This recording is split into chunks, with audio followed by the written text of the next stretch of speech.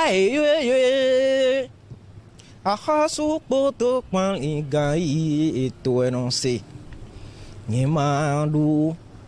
O covo don si soudeni na terre même papa ti ale pe ran we ji handa gbe won ko don yen sise ron gon shi me mo gon san me mi do po mi ton yin wan do nu ya shati mo tole mi me yin wan nu mariso salano gbero nu gbo on si do funa pa so ti da hon si o iro mi do mo no ba lo ti wole to jibe no ba ko ira po ti me mi ko so dan egbe yo nu adagbe nu ayo chon we yin ya ko isun hosan ya saint vitesse we apon ro ton we gbegbe nu wa ite kawe ji o ewen aziza mi ton le ainsi dans tout temps là et dans zeta ga lobo zeda jo bon we yon wayo et dans dekhle mina no mondo kam ton ji e sin kan bo mina ko bon wale koton sin dali et non lodo kui bloto kui hoto kui de tonto mais ve ko me lo no bata me lo no de njon ton do to me fie mina no bon wale koton ji bo mina zeda jo ainsi no ya mana refleto ya ta me gba de tonto ya mais on veut quoi inde bouloto bon do mentile ino de ton no pa non mi na se mi on ta jo bon wale koton sin talibo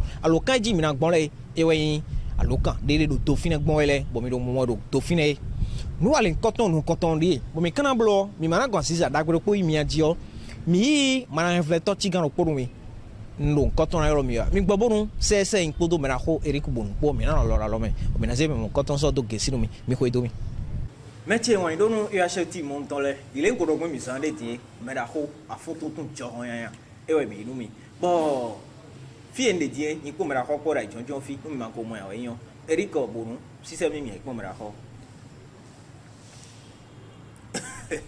o le agwen ala wa plateau ji bla he pen ya o ya si mi cho ami ya mi le to ho so jan won pen arrive no ye bro wo do so fi abazin ko fi an de gbadé ma de boro edu pe pe de no ya go ho eyo mo ken kle ojo pen to pe bo mi ado abi an dudu ko ve si mi cho bo mi yira mi eyo o meche ya se ti won na tole ni se po mera ho le mi ko mo egbe eno yo le do afun tuntun johon yan afun tuntun johon yan bo no do mi ko so dan to me fia mana he vle to da ho bo to tun bon to gudo bon to me fi bon to ile le to mi le bi hui me ne mera ho kai azote ekono wa fite e ka benu sin chobo to aro to je gbeje o mi na yi apa ni pepe chobo na yi nkan bi o me kle unde leji do ba nu mi ton eje me da ho afun tuntun johon ti nkan ton de so ino yin olore to mengo bo pe gbanton nkun aton pe ko ro ta ton yo foro 3300 me da ho wi da fi ti jueni to eji ino yo le do ube to mengo no e gbaso to ta ni lo mo yin ti to ino le do aloyon alessandrino me da ho ni to ba nu mi ton ero mu mo ebro mejile si futon e ino ko yin nu mana han vle bo e ko do no fiton abi agbe ton to ko meton le ple bo le da li sa do e jeno yin mana han vle to da ko ino do ko e ene on kere ya e pon do mo wo fun ri pa ibe we ba ko me ibe dio wen do me e jo de alogo e de kaka akwe o de kaka je o de kaka kan o de kaka no e fi na mo lo bo yu kon yo e de kaka we o me da ho e aso me na bi de jo le ko ho na me ka je bo le ko ji yo ewe c'est de hoine do coton fini we de bota so mento e makana no to home lo bo fun ipa lo bo fun o le lo sin awon kede a e me lo bo je aso pon ji aso te kayan so bo e je pon ji o ewe nda so e pon da so fui le bo pon le iron de sen pe le ron de ye do ji me yo e le bo pon pe de do fie ni e pon do mo wa no viton de po ko to le no e me ho e kura so me yo yo vo iron dilo charge ina wa supo po hu kan ko to wo e jo aso me do ko lo bo wi bo no aso ton lo bo je wa ji bo je alogorun no viton pe fleti e gbe pe do me tin no viton keketi lo bo yin mo lo ton me bo ine on tin ide suwo e lo le ton we e gbe me da ho do we no ko ton me on ya ro sisi e ro fi le bo do me jile mo e we de tin do yo po fu me ton do ba de me on e ko ngbe ni lo gbe je lo gbe tade do mo dai hu da so me pe le bon me le bon be lo fi nu ye no ton ekono ni wana de dian lo gbe ne gbe yo e ko gbe yo no ton le gbe bro menchile ikuna iglo no fi na blo no de ko ton kudo jewe bo ina blo no ko ton de gbe no ton gbe e lo e so do aponde bu bora ko no ton sin ta lo e ka san wa lo de yo e we no menchile e jo no ton do lo bo bla mo gbe bo yi fi mo ko ton bo yi wa mo ko ton sin do me ko ton ton e ko to ra blo no gbe ne gbe tige ton yi ko ro o pe 3 ji yo fo ro ko di o mi ji lo ko ro lo we e idan bo ji jan yi Pai jino ton eku to ewe do na ka ton buru ngule ni mabon e ka so idon do ton pe o e ro fini on kontonton e ko ko na buru nkene pe e do e se di buru mi ro onore wa no bene pe wa ro me da ho bo e na titi bo ito e ko do wesu po e akun me hun wesu ki ka ton ya bo akun me on e ko ro mele si to ho be ti to e ko to dai do akun bi o ton kontonton ka bi ro ne e ko yo wi do e na ke mo e do no ro mi do afontonton jo ho yan ene do e wento vito si wa fini me ko yo ko wa fini yo e wento iton pe ko be wa jije no ton lo ko igbe o ro ko mo nkan ton se we nínú e vivi e wa bi ona ton bo ezedo mo ki ko mo je ko ji si we nínú me de mo yo e ro afun tuntun jo ho ya afun tuntun afun no fi ko ene on e ji be ne e wa ni mo wa ko igbe e vivi no ton jo e do mo do ta e gbo ni wo e mo ko ba lo le ko e do yi e yi bo ai no do igbe nu fion se we no se e ka blo ni no ton e me de po de lenu e don ko igbe mana hen flag do fi di le pero son do ko e na do keke mo fiona u no ba po no ton no ta ro ko ben do bon so ni be no aso me ton e glo e na plan so me ka we ji no ton po e no ta ro ko ben e de so joko bi o me no ko keke fi bi o me no ton e ma so we yan e no iglo pe nu do mo mo kwe bo na do lo mo joko to pe ri lo dale bueno e domine bueno ko to meon e lo tinti on brome jile e me de bo no e so enu e do apo ko yo no asipo ya do mele no do me jile e ta tan kuro so kan flan yo e ko se ku do ho yo no e pe o yo ngege tin lo no so yin lo no chani lo no do no e mana do ai do mo ton jilo e no mo brome jile ku do mi wa mo ko do go ton wa mo ko do go ton je e ni cho e gbe ti on me da ho e wa yin sura ko to e no lo pi pa chowo e kana da fun ton ye gbe kin o ke nkan ton video to bi no ke bo e yi no blogbo do video to bi no ke bo na wa jewo video e be no si chowo no e na be no dede lobo de o la so we o video de be da lo de to ho bla me e no bon do le po e afo we do ko si po me yo voro 2011 e wa mi o pe ta e me da ho pipi o ba ko ton e be ko do ije po e je no lo ji lo po ye wa so pẹ̀lú òfin ni bo podo le e bro mo khai gbe ko e visitor mo to mo ko bo do ko mi to mi ko ton e ko sin fini o e wa bi o beta e ori teatro ton bo me da ho do to jizo ato me da ho mi ton Florent Jesus e ba tere mo e ko beta ni vi kaima je me mana ha vle to me fin ton ke timbo e wa so ha lo mana ha fa bo mi o e de lo vivo to mo e no pa e non creo ya e gbe ho mi ro fo do mi ti me la ho to twin lo bo ake nkan to fi bo e no a fun to ya e blo fi do le ho gbe tin we do aka quel est le capital du Bénin bon e do aka e gbe ti o me ku to me ji le ho gbe nkan to me de ton to se lo pa e we me la ho afun to jo ho nyanya un tun do me gere tin me do tun me la ho be du le ton we gbe ho mi ro fo do mi ti yo e no me ji e ro nkan to to me fi ya to fi do me ji yo me bi etin be to moment ile suda ko po e na se mana he vle to mi ton me fio e si hude ala ton si me lo boyi mana he vle to me fio e pa be fio mono ati ba na yin lo ko mi ton e ro ye mi ton mo e to ba no ba to me la ho ji yo pe po na do mi yo e ni mi si ni mi se ko me la ho de so ho e do de mi na po oh me la ho fo to ya no ya via me tu pi mi mo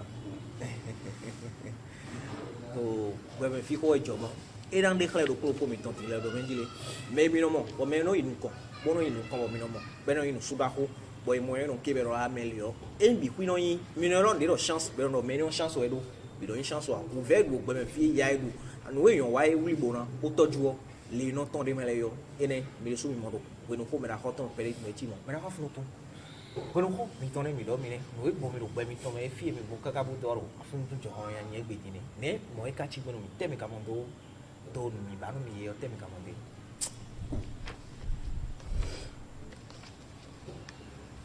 oh yo ba do me kai te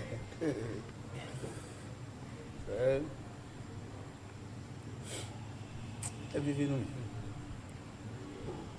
bon we ma sofri le ase be me don de le de bon ko yesu gbe ton bi o inde do na won bon men le aba se gbe ni o ele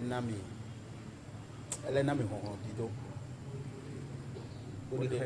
o de credo beto ma de courage de bude anu bro pe o me o débùrì àfẹ́ kọ́nà ṣe múná bolo wọ má découragé de kàn ya etí adé ọ yóò tún ọ gèrè wẹ yín bọ mí lórí ilẹ̀ dá ìwẹ̀ tó a máa lẹ̀ gèrè yà tìǹbù kọ́n sì yàn gbà mọ́mọ́dù wa òun ẹ má découragé o lọ́wọ́ kò ní à découragé ọgbà lẹ̀ ọ fi àpò ìgbẹ́ náà ló tó fi nẹ̀ àti pé mo yìí yà ẹ pín àtẹ̀rù mẹ́pá bọ̀ mẹ́wọ́n tẹ̀rù yíyan o azɔ mɛwɛ adi anɔmɔ salɛ do gamea do hɔn de wo dɔn wɛ de do edzro ma wɔ gbɛdo kpɔ bi de sɔ yɛ na xa mi do me dzɔ mɛ lɛ mɛ c'est tout eya foto to fi egbe yɔ hɔn tse di do découragé ame kpɔ yɛ kpɔ na wa zɔ gbɔ ne lɛ pepe yɔ gege tɔ lɛ découragé egbe di yɔ èyí sɔ e ate gbɔn découragement yi kɔ mi de tɔn c'est tout. O mi se ro wenu ho me do ba nu don le mi ba to mi bo kan ho bi o fi de bo se ho kaka o mi no se bo ho bi ku yen no mi ton o kan fra to mi ton e ko so ko pe fi ya e ko isu akun gbo to ya abi pe fi je ni bo ho ye ton ni de wa ni ka ko no ka ti mo pe o to ti ro gbe me ti mi yan to ti le ro gbe be no yoro domingo wibe ro gbe chire o de ko so in town no is no noche wono do parce que noche ti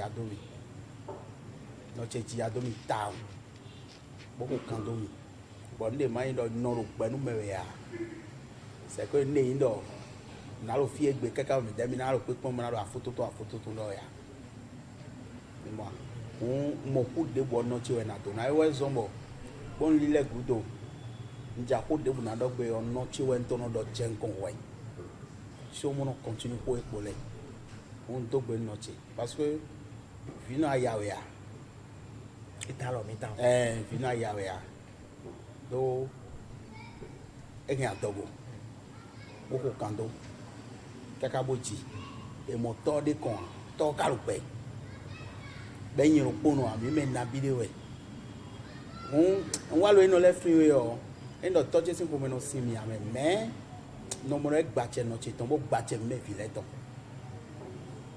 mẹ́bi ọ̀ wá inú bi ní ma ò bá gbọ́n ẹ̀yìn gbọ́n nẹ ẹ̀yìn nọ̀mí tán má ka découragé do mi à kókó kan do mi bó mo rẹ̀ jẹ́ fi mi tán lẹ́nu náà yín ìdérò tọ́ fi mẹ́ ọ́ mi yín lé gbé àlọ́ mẹ́ ma ò làzọ̀ tán wà bɔnɔ ɖe dzro ya ɖe nɔ tse dzi domi kan ɖe ko domi o nkomo bo mi ne ya mɛ na anɛ mena so axɔtɔ nka si su pe ya o ma o no kpo ɖo gbɛ nu mi o nɛ agbaza sisiɛ c'est tout ma o ni kpo ɖo gbɛ o ne agbaza sisiɛ do kpɔɖo ko mi tɔn nɔ do tɔɖo gbɛ kpɔɖo do nɔ do gbɛ do nɔ do tɔɖo gbɛ tso ɖo ŋutɔ tsi ɔfi nɔ do nɔ do gbɛ tso ɖo nɔ tsi ɔfi nɔ yi ka dzivi tɔn kpɔ vi ɖo kpo hɛ belen do nubi de kon tie we yan akwere kon afọ de kon jobo ele na pon da gbe fi be si be gbe yin o to vi to si biro le ton we be mana hen of fle e mana hen of fle bro don gble du to ji ya mana hen fle o pe to no le so nu de me ka bi mo mo ya che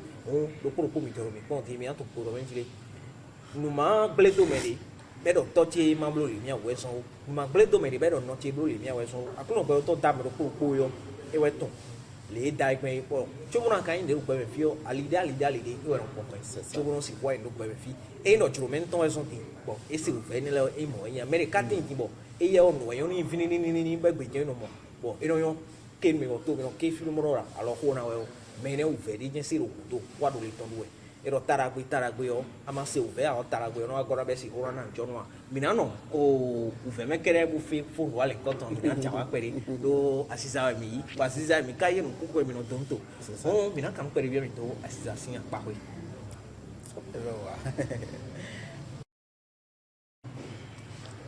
o nya pen edu ade o po so egin o nja o na kan bi o fi claim we o examen ka bro ko ye mi a dia de ko na de yo e o porter résultat en ton be do ko de me na aja idogbe aja abi pa o ya we e o de ko na de yo wesun de ko na de yo e o porter o ko to po no su mo le ro ku le o me ti le mi nu e ka sa fun to igbe ki on to ne mi ka de gbera si sa pa ko igbe to mana he fle me ne mi ka de gbe ko po ti ton po e ro mu kan ye abi ko to yo e eux nous connaissons. Parce que avec les réseaux sociaux, ils sont CD. D'ailleurs, CD. Avec les réseaux sociaux.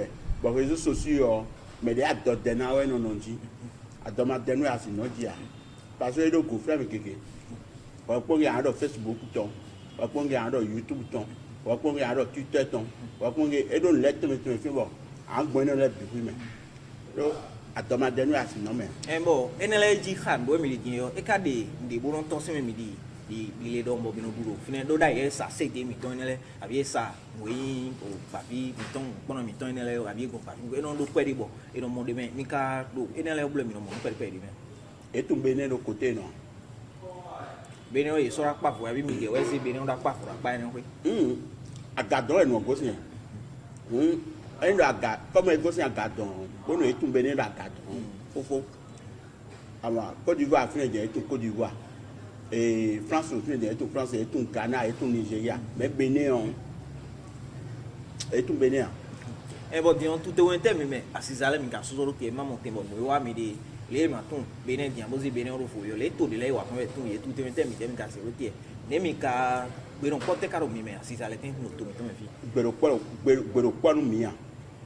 Bon te o ka so mo. Menu ve me wo. Parce que nous e blo ide dion mais de raidro do mille we sien wunyen. Mille alors que to me fofo me mi. Au lieu que maintenant to me le lo po. Bon me di osio, me di na soutenir to me la blo ni non, ni o blo mo. E me di biblo e o. Me di ande o. Na vanu me lo. Bo soutenir ton e lo mo nu mi ya. Mi no di do jiro, mi de we sien wi. Le bre di o. Me ne kai. Ntei e me di ya. Alors que no we mi don gudo e. Mi do no blo e o. Nye ja to mi gbon agadu. Kaka mi na se to mi to do ndeleme. E lo mo a. Mais le pro on entend tout. Bon, aider mieux. Les réseaux sociaux, ils font schéma. Mais moi, mais business schéma est là. Mais fille de ouais gosse, mais de ouais créer Facebook, mais de ouais créer YouTube. Ou et tout mais de ton schéma non les mains. Intéressant tout parce que mais on nous mine là. Nous ebro mine o endondo. Mais le toi mais bi avec ben on est mo ya mais. C'est que me dolo les mais de lo ai hunta les réseaux sociaux dit là, mais on nous mine là. Wọn amanyi midele a west doino le bi kwito parce que akonko d'Ivoire gbedi on wọn yin no ide tete bo yo povre tite tro lo me ho no gwalo ni no se daga mi mo be vo ino pape abi oni je ga di on no po fi lo di on e wo tite le gba pon me da e ya ti mi e ya ti nko ti go tendi and debrede ne bon c'est que de mi na gwalo mi le gbon e lo mo alors que alors gonu mi le me we na zombo. C'est que les réseaux sociaux, même à Gadon, les soirs, il y a tout est là, non. Et c'est Côte d'Ivoire, et c'est Nigeria, et c'est Bénin, non, et vous dites dans le fin de tabou, et quand le monde, bon, pour le poids, on a dit ou bien fait que, mais de nos doigts, mais il y a l'eau, mais il y a pas bon, mais il y a un nous, mais il est c'est tout. Bon, pour le poids, bon, nous, mais bien Côte d'Ivoire, fin de dire, mais on t'a signé un test perdu, et signé un test d'arro, ben, de conseil, Léon.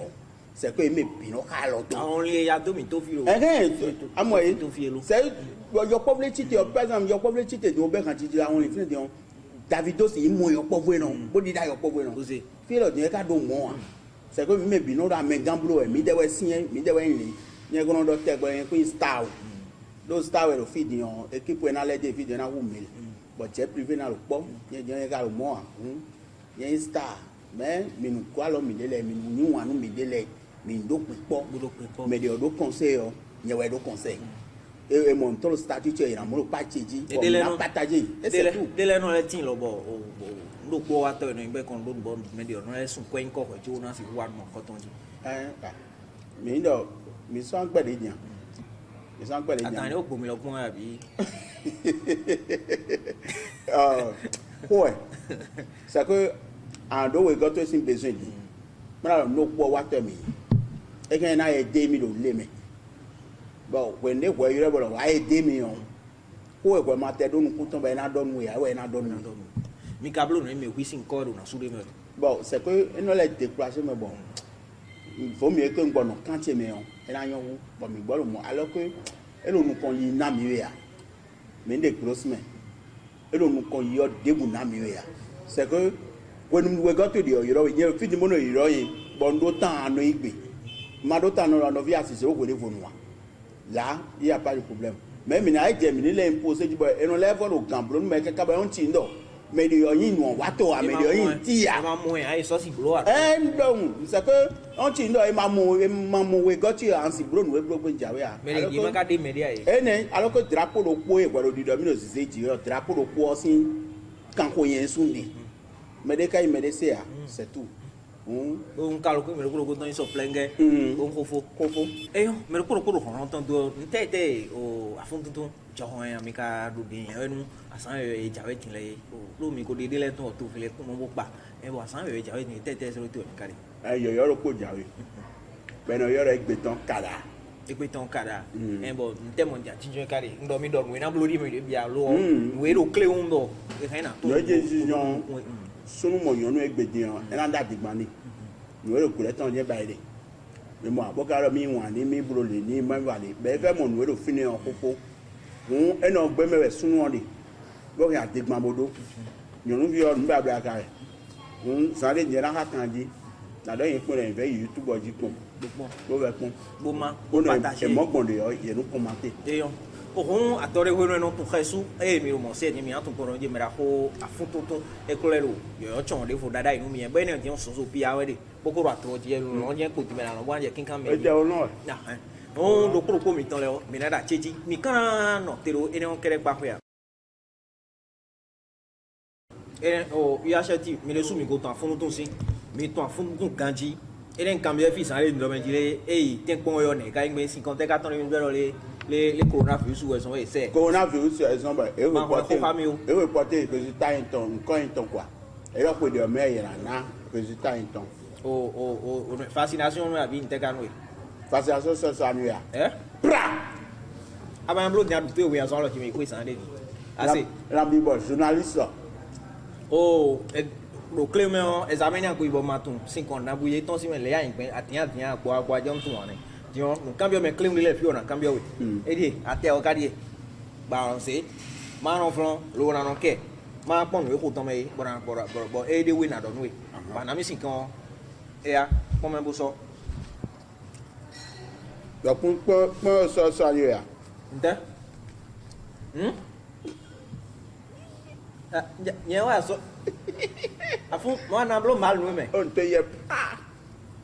Te impra. Numéro 4. Qui est le meilleur artiste du Bénin? Piraterie, 4 mémoires, clé USB, pas de soutien, la mort subite, terrain pour nous, hommage, finalement tombeau mais tirette. Yo, pain doit de raison bon. Alors, réponse est dans les namiens. Réponse à ça nous. Hein? Pra! Yang pas dire ça dit. Et les élèves vous OK.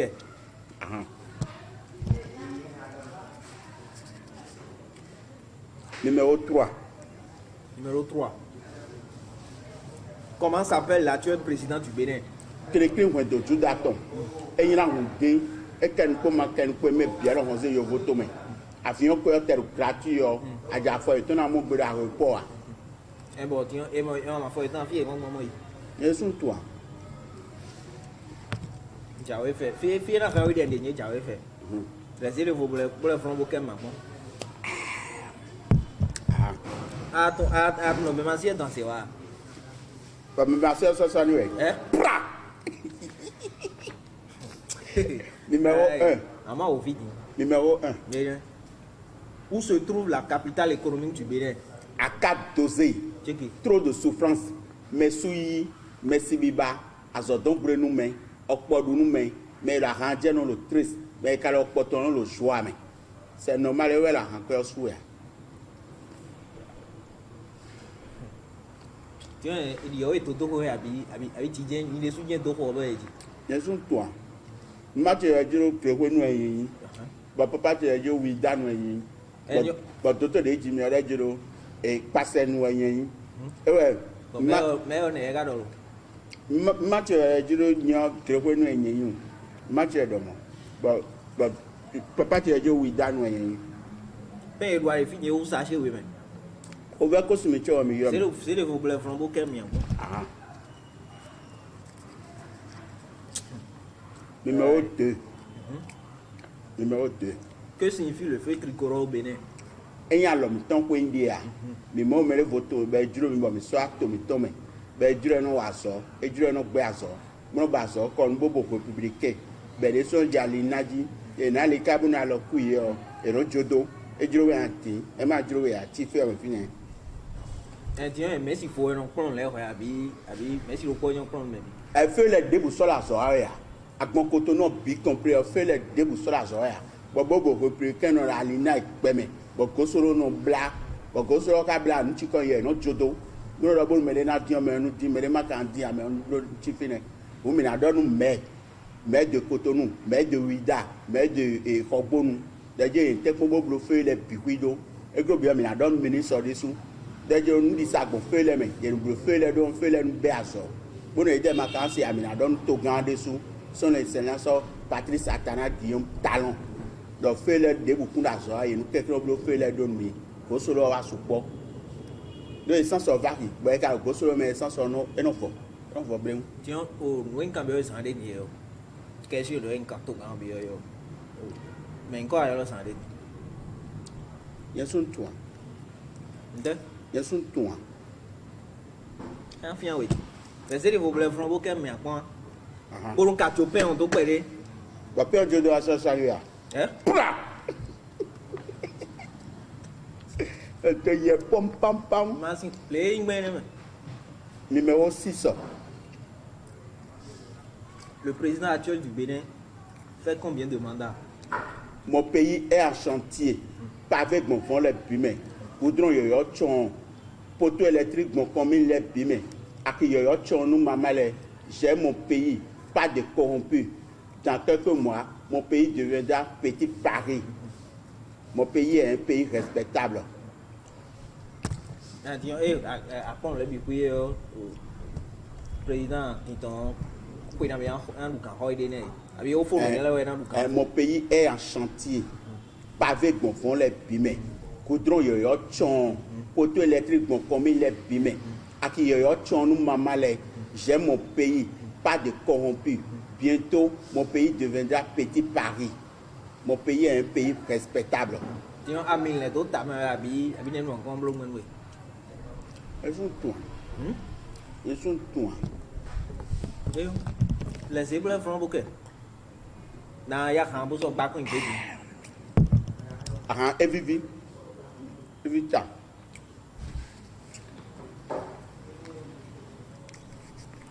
Numéro 7. Ah, et fi na wiwe de fi ori wai. Na so it chenken le. Na so it les soldats mon on tombe en sorti kan le. Na so it kun le. La signification du mot mariage. N'était. La signification du mot mariage. Du courage. Patience. Félicitations. Amour long. Amour soudé. Amour naturel. Et donc encore. Alors oui, moi, alors, à d'autres encore. Et pour le pot, tu as mis un peu de demain.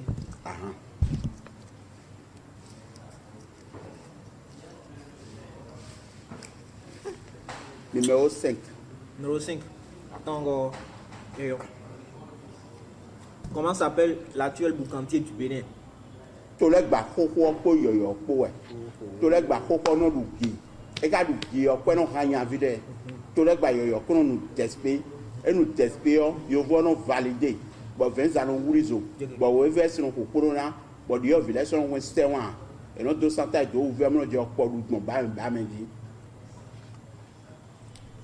ebe nya o to kuro ma da ka gbe mbam mbawe no mbam no élève tôi donc có được kho mấy nhiều này nó tụi nó bên đây nha hải kho nãy nó có to nãy nó có to nãy nó tụi nó có đây đây xuống camera phim qua chạy mình con ô hông nó vi ngoài đó nó ya sẽ tìm món to lên alisa kêu mình như thế bộ mình được ha mình đã khô à phun tung mình đã khô ấy được khô quay đi bố cái quên cambio mình đi lấy mình có con mình phim mình ô mình đã khô phun tung nên các bộ mình đeo mình bón nó mình to lên tiệc bữa mình nó rồi yo po si o kholulo yo po si no wale we no so duro ma mi de tan yo po bo yin resu Yɔkpɔ bɛ yɛn le sun ko sua. Ça y est, na do 12 ans. Il me rôde regarde mi ando bo babo quoi faire qu'on relève tabo. Bo blatan do bo da fond vidéo ya. Match no plan de coiffeur comme ben non pour être mi. Bon match no to a ou chez dem bon no to. Bo ko ye ta de ni quoi. Also ko ni do ale. Pour les jawe men na do 12 ans. 12 ans. Bo yo o ne pro vendeur na bo at bo so moi. Match on ko koko do koko match no sa. On ko koko ba on force na no no koko ko to koko pour pate ko. Bon et non wo badano match no so amo soja. Que no le sa amo soja no mele no ha no mele. Bon no du ko ki ko. Ndu le no go ko no bembe. Lo prolonguer ne. Ye ko no vi chere ko. Ayo ma wa a ko na pe pere nya. Eyo no vile ina tienu mi. Bo me la ho a fond tout. O pe wante mi karo ba yin se do me no pon mi dai. Me no yin wan no ton. Pour to kudo ya bi ro to me fi. Abi le to ile le file. Bo e ka mo mi to no fi be no pon mo to dai dai na yo. Pe wante mi karo ba yin se do. Na do pe no e me pe. Bo na tienu ye. Emeru to me fi emeru to kudo do eno yo mi sin to kudo po. Appel vidéo appel WhatsApp simple appel direct eno yo mi. On dogbe no emeru to kudo le pi. Do iro don iro vivo me ya diere bo mi de mi no fe do vivo me de to si na do ire je juro ma wo o fe se de to pro kan ko ide o ma na fin ye mi na susun da fin ye bo ko lile tan wa àlàáfíà me na le ko do bo na dogbe me de to me fi dem no pon tire juro zande de na do no MTN be na na ko fe internet e me bi hui en na ton e me de bu so ko fe internet cho ma no pon tire En bo yen na bi gana yo. 2 jours ton ya na we Ti on yin mi ale abi wan pe mi ale. Amu kole we no yo no Amu to nyo se mi nya na so mi ti ko ibe. Oh, meche wen don't know ya sheti mon tole ina chero mi. No vi mi ton bari so pero bo sala no. Ni kodo mera ho afon to po e we mi mo bi. Mi mero to kudo ile mera ho ro mo nge bo no yo le. E ko mo nte no pe we se ya. Ona mi ero a. Me e no ko camera mu na mi na dogbenu Monsieur Abdoulaye Polo tata topo et de ko caméra bonami Bro, no so do bon yen zebro vidéo ti na polo passer sangan e bonu kakatena se apache gbe yo e on le je mi na enu e lo bonu yen zebro vidéo de voda passer sangan on dogbenu me no de sun en tout cas dogbenu e me ve ko fan ti wo to gudo le bi bana dogbenu me ko na dogbenu ya na dogbenu e me no Aziza Chakpe Ndogbeni, c'est mon président. Ben, et non, nami conseil ta Ndogbeni, Aziza Chakpe. Ndogbeni me pi, journaliste ou technicien ou et ben ko béninois yo plus Ndogbeni pi. Pour tata to le ko. Ti me la ho Aziza Chakpe on na conseil o so men jo ale po ni do mi fi ja. On nami conseil mo yen no sumele kanji. Ah, on yo no se we to. Aziza Chakpe yen no sumele kanji. Ayo, o me la ho Aziza Chakpe. Boga tempo ba kando ko aje me la fa fon busan do ti an diro ye do me no mi aja ton ko deji Nu e ko so anu bre yan so sa me mu ero chambre we chambre gocho level mu be e jo chambre teme kunde be e ti do pa buro te kon me le vonu ton be na bio me be pra mama de rogudo mama do 95 ans mo ba mama ko ndi adu tiro nton me yan ti ko adun ni on protection Ekpe asito e. Ene on protection we. Amaka chok dia na imo figa da ya de funfun we. An pobi. Ba figa da so ni ya. Pra. Eyon pra o en pra un kilo. Oh, metele mi, ena chero mi kudo ye pinpon, moro mi pon die mi dai go ko lo ko mi ton legbe. Bi a shoti mon mi de okan asizale ton mi no ko ron ko. Be yin dagbe wa to, po yin kutu lo to. No aye se mi de iran asisa. Dagbe asiza pipi bloto ye me no bloda gbe ton mo ho dagbe ton me no se yo mi na no ko kan ton ye bora no ko awati je alisa ba hai aga no bo fi ente na akole de mi am nyo go wa ina go wa na pe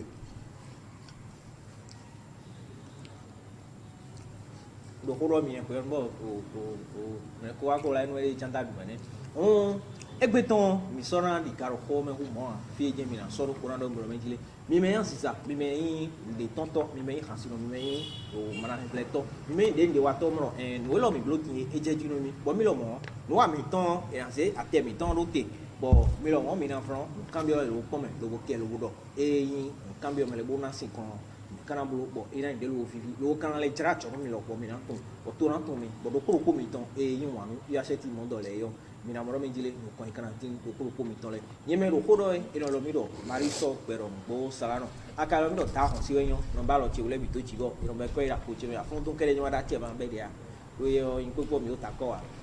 Akan blue, am la tension tan blue, mais on ok, good. Aha. Asia, mai mo adulto le na te sun die. Esun to ngana wi emebi. A do numero tan. Yo, mi fo den na ilo na ele. Ebra le gbon to gboje ji evi mi din. Yo mo to pelo bo se de. Merci monsieur le président. Moi je te love 100%. Je te jure. Mais là il y a to kroboto na rouméon 14h. Le kroboto agitation pele kroboto si bezan. Il faut travailler. Ma pon gudo lo do aso e po. Bra le gbon fi ale madele bi.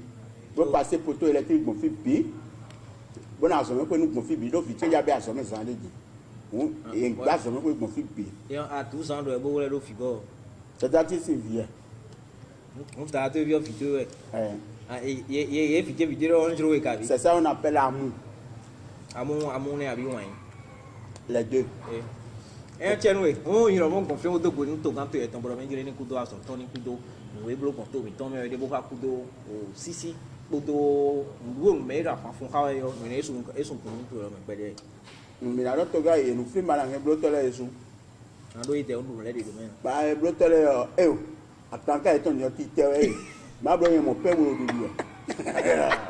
Ma monsieur le président, à d'autres à quoi il était le qui en sous-on et j'ai fait. Eh bien, il a bon l'ambassadeur artiste chanteur. Il doit artiste chanteur. Et moi, il y a des connues. Les films, il y a des jours. Les films. Il y a un film, oui. Asia. Bon, cacho. Voyons, nous sommes brûlés, qu'on filme. Eh, film, mais, Et quoi? Au film, c'est janvier, mais pour. C'est janvier le quoi. Il va falloir que le film un film. To gam bo ken o film e bo film ta kon si de so e yo e dan je mi mi agbe to nu aye wo mo ro camera yi po we na tin do mi me ro mi pon le no e be ton film je mi na so ro ko do mi ro mi jile yan le ro to ton si ba bo e wa go ito mi je mi na ku aso be do bo ran do mi ro e ko le ko